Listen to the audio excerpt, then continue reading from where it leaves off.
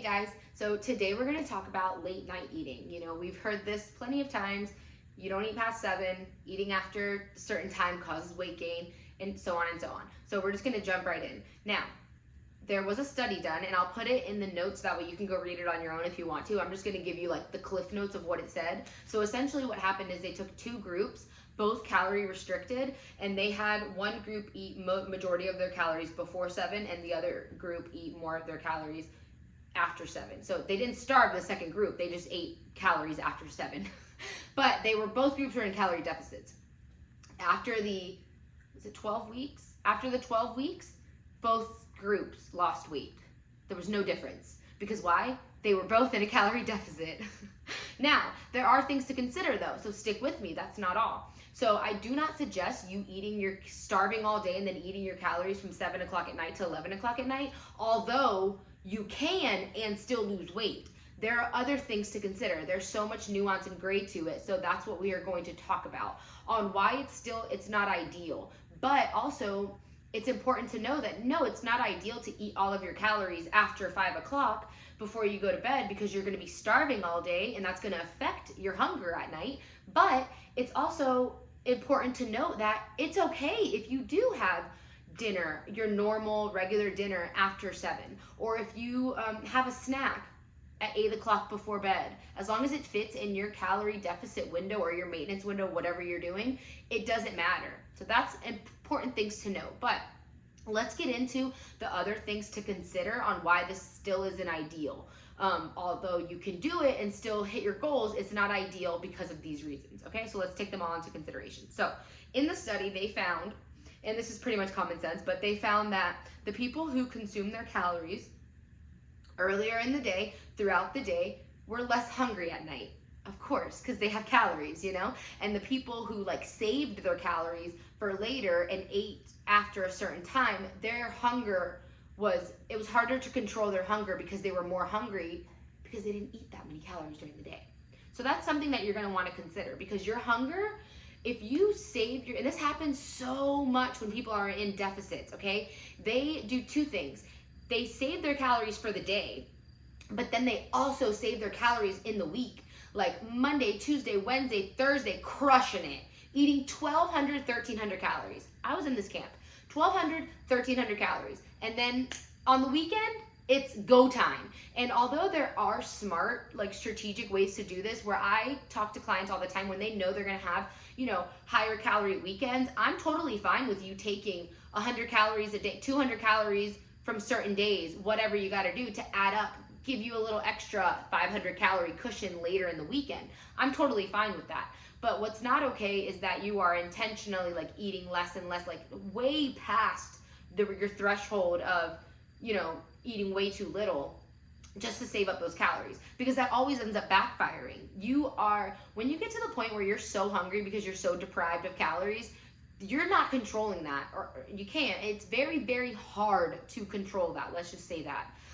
So that's why you don't, and the people who save their calories throughout the day, they end up having, I had a shake for breakfast, and then you've seen that meme, had a shake for how my diet's going. I had a shake and 2 eggs for breakfast, and then I had a side salad for lunch. And then for dinner, I ate a whole pizza, 20 wings, the bag of chips, a whole pint of ice cream, a whole this, a whole that, you know what I mean? Because your hunger hormones are so unregulated because you've been saving calories all day. You're starving. When you get to the point that you're starving, you've had 500 calories for the day and it's 6 o'clock at night and now you need to make dinner, you're way past the point of hunger, and that is going to affect the choices that you make.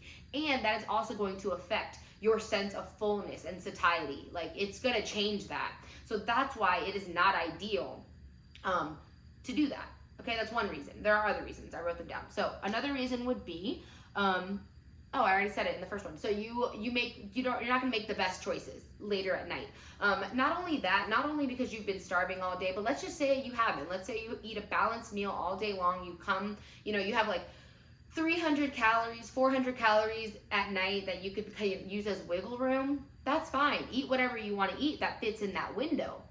But oftentimes what happens is, if we are eating, 8, 9, 10 o'clock at night, we're normally watching TV, chilling, hanging out. Like, we're normally not picking fruits and vegetables to snack on. You know, we're normally picking like the popcorn and chips and ice cream and cookies with milk, a cereal, a bowl of cereal. I'm listing all my favorites. So we're normally not making these great choices. So that's why the correlation has been made from eating late at night to gaining weight. But it's not like, they're indirectly linked, if we can say that. Because if you were to eat the cookies, the ice cream, whatever, that still fit in your calorie deficit window, you're not gonna gain weight. But it's because we aren't doing that. We aren't eating the amount that fits in our calorie deficit or our maintenance window. We're eating over that. And the foods that we're choosing to eat are not good quality. You know, they're high sugar, high fat, taste really yummy. So those are the food choices that we're choosing. So then we're saying, oh, you're not supposed to eat late at night because you gain weight. No, you're not supposed to eat, 500 calories over your maintenance at night, because then you are gonna gain weight. It does, So that's another reason. And then number 3, it could potentially affect your sleep. Now, everybody's different. I can have a bowl of like popcorn at 8:30 at night and roll over and go to bed at 9:15. Sleep sound like a baby, okay? Like, it doesn't affect my sleep. But some people, digestion, and depending too on the volume that you eat, obviously a cup and a half of popcorn isn't gonna affect my sleep. But if you're trying to eat like a full steak dinner with mashed potatoes and a side salad, the digestion process of that is going to possibly affect your sleep. And nobody likes to go to like lay down on a full stomach, So that is another reason why you wouldn't want to essentially have like your biggest meal late at night, or snack on, an enormous amount of calories late at night right before bed, just because it could potentially affect your sleep. And again, all of these things are like indirectly connected, right? So you eating late at night doesn't automatically mean you're going to gain weight, right? But it could affect your sleep. And you getting a bad night's sleep also doesn't mean you're going to gain weight if you stay in your maintenance or calorie deficit window, right? But the things that happen are, we know that sleep, not having proper sleep, affects your hunger hormones. It affects your stress levels. It affects the choices that we want to make, because there are other things going on in our body when we're not properly rested. So our body wants those like feel good, high sugar, high carb things to get us through the day because we're tired. So it affects the hunger hormones and the decisions that we choose to make that day. So again, they're not directly related, but in a roundabout way, all of these things are related. And so that's why we need to I think if we understand what's happening in our bodies and what happens with food and everything, I just think it's so much easier to navigate it. And that's why I like to break it down like this, because just telling you that, oh no, you can't eat after 7, it doesn't matter as long as you stay in your calorie deficit window. Like, yeah, that's helpful, because it's nice to like break these myths for people that they've been, that they've been instilled in us since forever. But it's also, but why? Like, explain why it is okay, but it's not ideal. I don't understand. That doesn't make sense. So just explaining like the reasons why this could not be ideal for your situation, I think is very important to understand and to learn. And that's the point of this. But I hope you got a lot out of it.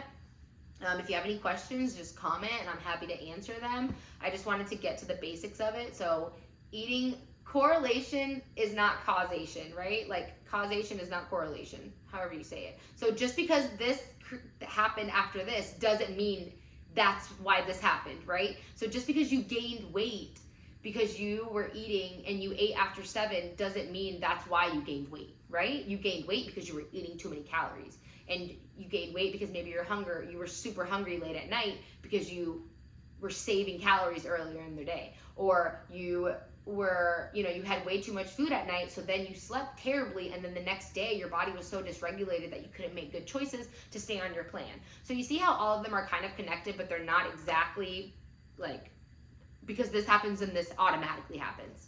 But anyways, yes, so I hope it was helpful. Read down the notes, and if you have any questions, comment, and I'll talk to you later. Bye.